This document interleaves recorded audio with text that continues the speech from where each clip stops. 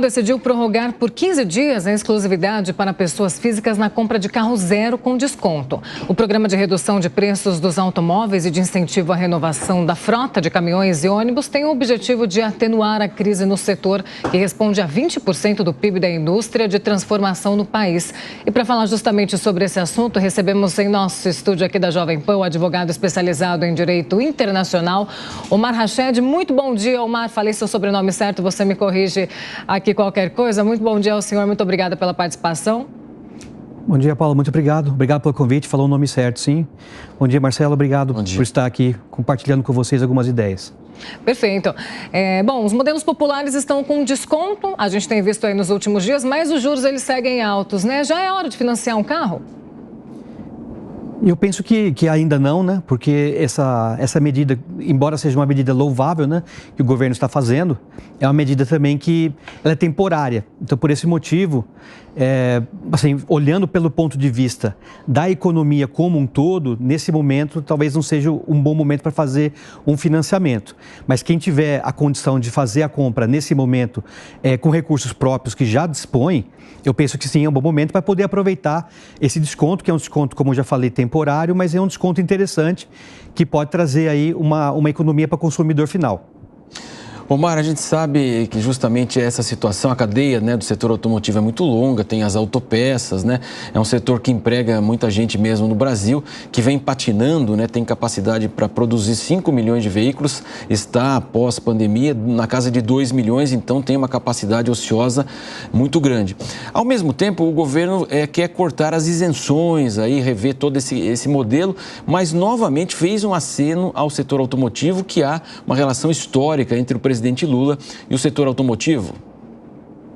Sim, é um aceno, né, Marcelo? Porque no final, assim, tem essa questão histórica, tem as montadoras que estão aqui no Brasil, elas já estão aqui, já a maioria delas há muitos anos, é um trabalho que é importante para o PIB da economia, tem muita pesquisa e tecnologia envolvida nisso, não é só a questão do varejo, na questão da ponta, da venda final do automóvel, mas também isso mexe com a economia como um todo.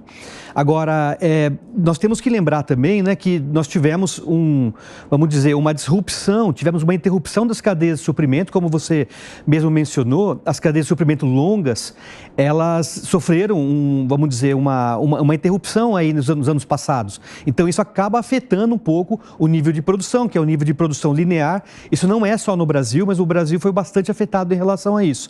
Então, nós esperamos que, com essas medidas, ou que sejam temporárias, ou que sejam até estendidas por mais tempo, como foi noticiado, que isso possa trazer um pouco mais de aquecimento a esse mercado, que é uma das linhas motrizes da economia brasileira, ainda hoje. Nelson Kobayashi. Doutor Omar, muito bom dia, um prazer falar com o senhor. Doutor Omar, eu gostaria da sua avaliação a respeito dessa intenção do governo de gerar um incentivo para compras de carros zeros neste momento. Isso não pode gerar, depois que esse benefício acabar, uma estagnação no mercado dos automóveis, porque há muitas pessoas que estavam já se programando para daqui a pouco trocar o seu veículo e já vão se adiantar. Então, a gente pode ter muita procura agora e depois a gente pode não ter aí um pátio lotado de carros sem procura. Isso não pode ser prejudicial a longo prazo ou a médio prazo para a economia no setor automotivo? Ô Nelson, bom dia. Muito obrigado também por estar compartilhando aqui umas ideias contigo. O prazer é meu. Concordo contigo. Isso aí, como uma medida temporária, ela, num caso de quebra de oferta, demanda, numa oferta e demanda que está um pouco, vamos dizer, irregular, quando você gera um fato temporário, onde as pessoas vão buscar por um desconto, ainda que ele seja temporário, com certeza isso pode gerar um problema em relação aos estoques que podem estar fora da linha do desconto. Então, isso aí já é uma coisa conhecida, né? Então, acho que já tinha sido estudado aí pelos técnicos do governo. No entanto, eu acho que ainda está sendo estudado, tanto que foi prorrogado isso daí. Vamos ver como que isso, vamos dizer, agora a gente já tem alguns dados econométricos para poder ter uma ideia de como isso está sendo planilhado e como isso afeta a economia, mas, de fato, esse ponto que você trouxe, Nelson, não pode ser ignorado.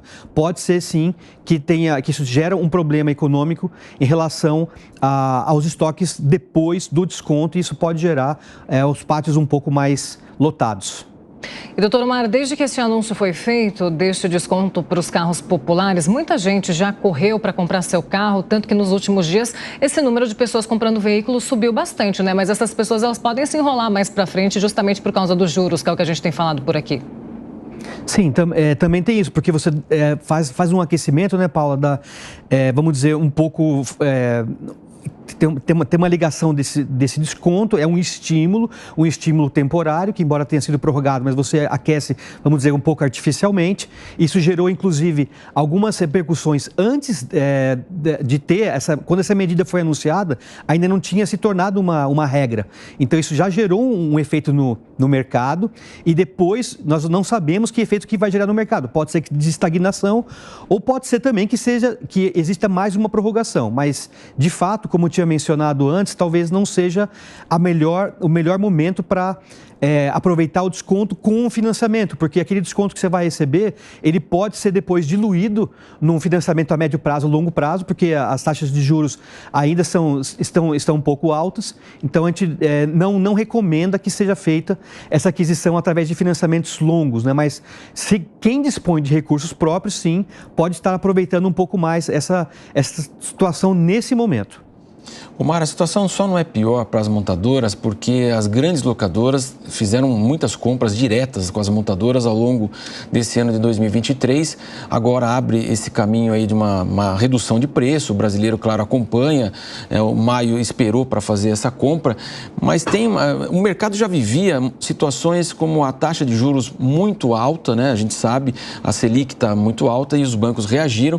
E também a inadimplência em alta. Então fica também uma situação assim, num curto prazo, se nós não tivermos a redução, né, dos juros e também das prestações que possam caber lá no bolso do comprador, de fato o mercado vai ficar andando de lado mesmo e, claro, os bancos com muito maior rigor, principalmente motocicletas, né, os financiamentos são rejeitados em larga escala.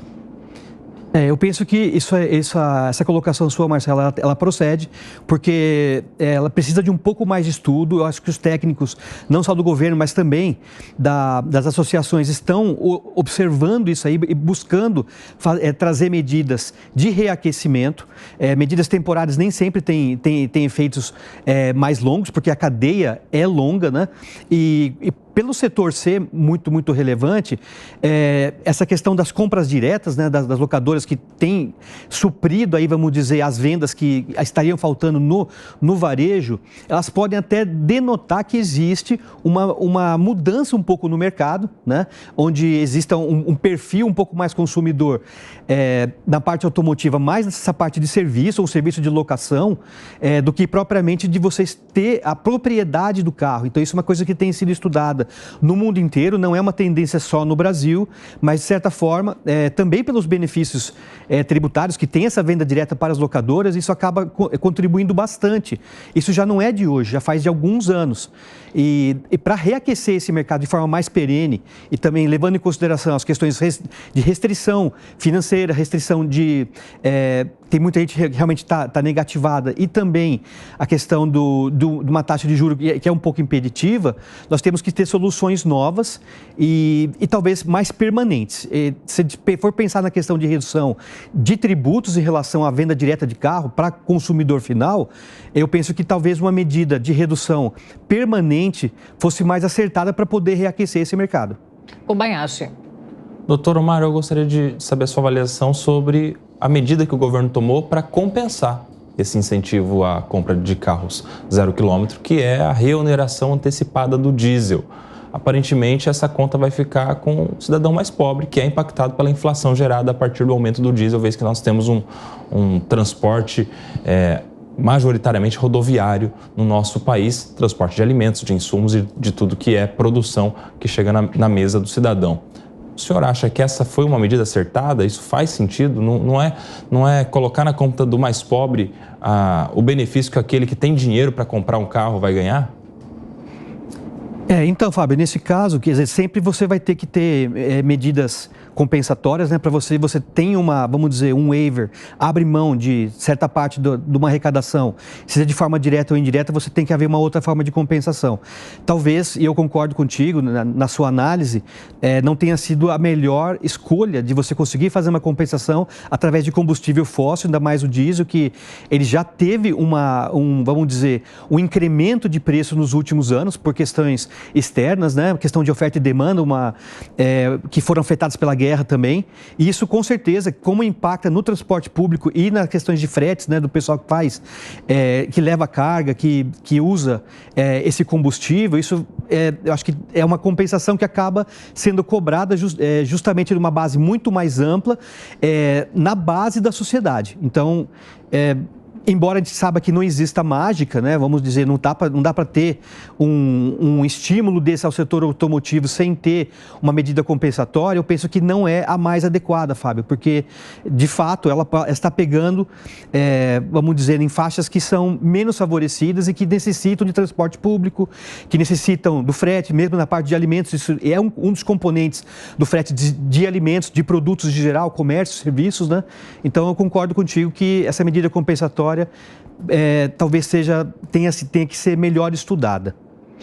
Agora, Mara, a grande questão ainda é a Selic, a taxa básica de juros, que hoje quem não tem dinheiro para comprar à vista acaba não comprando, como a gente tem falado aqui, a pessoa acaba financiando e os juros acaba sendo aí, enfim, sufocando o próprio comprador. E nessa semana o Comitê de Política Monetária do Banco Central, ele manteve a taxa Selic em 13,75 ao ano, né? Nesse caso, Paula, realmente acho que não houve espaço, porque o comitê técnico não achou que tivessem reunidas as condições para haver um decréscimo da taxa base de juros. Então, isso aperta mais o mercado. Então, os juros ao consumidor final, ele continua sendo um pouco mais alto do que aquilo que deveria ser. Aliás, até um pouco, vamos dizer, mais alto, vamos dizer, talvez uns 20%, 30% do que deveria ser. Em todo caso, tem essas questões como são feitos os cálculos técnicos. Os cálculos técnicos também levam em consideração a própria posição do Estado, né? Como tomador desses empréstimos, como tomador desse dinheiro. Então, quando tem vamos dizer, o Estado está sendo um comprador, vamos dizer, desses créditos aí que estão disponíveis de mercado, ele acaba concorrendo com os créditos para o consumidor final. E isso acaba encarecendo, obviamente, porque todo o setor financeiro trabalha com gestão de risco. Então, ele vai colocar vamos dizer, o dinheiro que tem, a carga, né, o estoque de dinheiro que tem para investimento, aonde ele vai ter menos risco. E hoje, talvez, no consumidor final, o risco seja maior. Por essas questões também que o Marcelo tinha falado, o Fábio, né? Então, eu penso que vamos dizer, um tema técnico que a resposta não é fácil de ser dada, tem que ser estudado e talvez procuradas novas soluções, porque as soluções que nós temos hoje, que estão sendo colocadas, como o Fábio falou, acaba sendo compensada com coisas que talvez não sejam as mais adequadas, porque você acaba incentivando um lado, compensando do outro e prejudicando uma massa maior, vamos dizer, da população que é menos favorecida, que tem vamos dizer, que depende muito do transporte público, depende muito pega muito na parte de alimentos também. Então, necessitamos acho que de soluções novas, Paulo. Eu penso que soluções novas para problemas antigos nossos, né? Exatamente, né, Omar? E outra coisa, quando a gente colocou popular ali, tem que colocar entre aspas, né? Porque um popular de 60, 70, 80 mil reais, muitas famílias brasileiras gostariam de ter esse dinheiro para ter uma casa, um local digno para morar, evidentemente. Mas também, você falou de uma questão da mudança de comportamento. Como os carros estão caríssimos, de fato, subiram demais mesmo. Basta você observar, até os usados subiram na sequência, né? Evidentemente, até pela falta de produtos, como você falou também nessa quebra da cadeia, mas hoje há uma mudança de comportamento, né? O jovem demora mais para tirar sua carta, o Detran de São Paulo aponta isso. Antigamente era o sonho, completar 18 anos, no dia seguinte estar numa autoescola para retirar uma carta, dirigir o carro do pai, ganhar um carro. E hoje os jovens estão trocando essa possibilidade, porque o IPVA é caríssimo. Em 10, 15 anos, a pessoa que teve um carro, tem um carro, 20 anos, pagou um carro para o estado de São Paulo, por exemplo, 4%, o valor venal lá do carro todo ano pagar, taxa de licenciamento distanciamento, estacionamento, e, enfim, ele vai sair, não pode, claro, beber, não pode beber e dirigir. Então, hoje é muito mais fácil você dividir com amigos, um aplicativo, vai e volta seguro, não tem problema nenhum. Então, essa mudança de comportamento, além da questão do combustível fóssil, cada vez mais também demonizado por parte aí de grande parte da sociedade também. Nesse caso, Marcelo, essa questão comportamental, acho que ela é muito importante, já vem sendo estudada, já, obviamente, que tem pessoas técnicas que são capacitadas para poder fazer o estudo comportamental, e isso, de fato, não está acontecendo só no Brasil. Então, esses custos que você mencionou são relevantes, porque se a gente for se comunicar, vamos dizer, com o pessoal mais jovem hoje, talvez não entre na cabeça de uma pessoa mais jovem ter todas essas despesas que a gente estava acostumado, né? Então, quando a gente falava esse ponto que você citou, né? Todo mundo tinha esse sonho de, algumas gerações atrás, de já fazer 18 anos, já ter o seu próprio carro, tal. Era uma coisa que era meio o comportamento convencional. Hoje, você tem essa facilidade também, acho que através da tecnologia, de você poder hoje, através de um dispositivo celular ou de uma tecnologia via internet, você conseguir ter o transporte à sua disposição. E essa ideia também, que vem dessas gerações novas, que também é de ser ter uma coisa mais compartilhada, uma coisa mais pontual, tem o endurecimento das leis que você citou também, né, em relação à questão de você dirigir, você não pode dirigir, beber e dirigir, nunca pôde, na verdade, mas assim, vamos dizer, a cobrança hoje é maior. Então, eu penso que dentro dessas soluções novas do setor automotivo, tem que haver uma ideia levando em consideração os comportamentos, né, a parte comportamental das novas gerações, que são os consumidores mais ávidos, vamos dizer, e levando em consideração as tecnologias móveis que nós temos hoje, e como que isso vai poder conectar uma coisa com a outra. Porque eu penso que se a gente ficar pensando só no modelo linear, né, de compra, varejo e para propriedade, que incidem em IPVA, e aí você tem que ter o seguro também, e o custo da propriedade também é muito grande, né? Eu penso que acho que esse paradigma já foi quebrado. Então é uma questão do mercado conseguir ler também, o mercado também tem que conseguir ler como que vai atender essas novas demandas, esse novo jeito, esse novo comportamento que está sendo demonstrado, está muito claro aqui, você vê aqui em São Paulo, isso está, acho que muito comum, né? É uma coisa que grandes capitais também, como o Rio de Janeiro, mesmo quando a gente viaja, por exemplo, a turismo, hoje você não sente tanta falta de você ter o veículo próprio, né? Pela rapidez e pela funcionalidade. Então, acho que isso tem que ser levado em consideração quando forem construídas políticas públicas para atender o setor automotivo.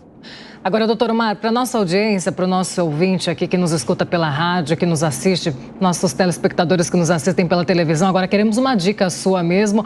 Troca o meu carro agora, compra o meu carro agora neste momento, aproveita esse boom aí que os carros populares estão com desconto, espera um pouco para depois, esse boom pode acabar em algum momento. Como é que fica a situação do brasileiro ali que quer trocar o seu carro, o seu veículo agora? Olha, Paula, eu penso o seguinte, que da maneira talvez mais adequada do que eu penso que o momento é propício para sim fazer uma troca, se você tiver os seus recursos próprios, né? Se você estiver esperando para trocar esse carro, você tem ou todo o recurso já guardado, poupado, ou você tem grande parte desse recurso, sim, é um bom momento, porque um desconto, dependendo do carro que você for escolher, vamos dizer, e como o Marcelo falou, não é mais um carro tão popular, porque pela própria legislação vamos dizer, de conformidade automotiva nos últimos anos, vamos dizer, esses carros que hoje são considerados populares, embora eles tenham um preço mais alto, eles possuem itens, embarcados, que são realmente bastante avançados. Então, ele não tem mais aquela visão daquele popular que o pessoal chamava antigamente, popularmente, de pé de boi, né? Então, ele é um carro mais seguro, ele é um carro que ele tem, vamos dizer, uma funcionalidade melhor em vários aspectos, ele tem também um rendimento melhor, você pode ver que tem vários motores desses carros novos que se chamam, entre aspas, de populares, que tem vamos dizer, um consumo menor. Então, se eu tivesse, vamos dizer, para a condição de dar algum aconselhamento, de dar alguma opinião, se eu tivesse o recurso próprio, onde eu não fosse me endividar, onde as pessoas não fossem se endividar, sim, eu penso que é uma boa você aproveitar esse momento e receber esse desconto, que no final é o objetivo desse estímulo. Agora, se for para você fazer um financiamento médio prazo, longo prazo, ou você quase não tem como dar entrada nesse veículo, eu penso que não, porque no final da história, em termos de compensação, você vai ter um desconto na ponta pelo preço final, mas você vai acabar diluindo aquilo que você ganhou através dos juros que você vai incorrer através de um financiamento a longo prazo. Então, na visão minha, eu trocaria se eu tivesse o recurso todo ou boa parte desse recurso, eu trocaria agora o carro, sim. Então, se guardou dinheiro, se poupou agora, pode ser um bom momento, né, doutor Omar, para trocar o seu carro, o seu veículo. E sobre esse assunto, sobre os descontos para os carros populares, nós conversamos com Omar Rached, advogado especialista em direito internacional. Doutor Omar, muito obrigada pela participação aqui no Jornal da Manhã. Eu agradeço, Paulo. Muito obrigado pelo convite e espero que tenha sido proveitoso aqui para todos. Eu agradeço muito mesmo. Grande abraço a todos. Até.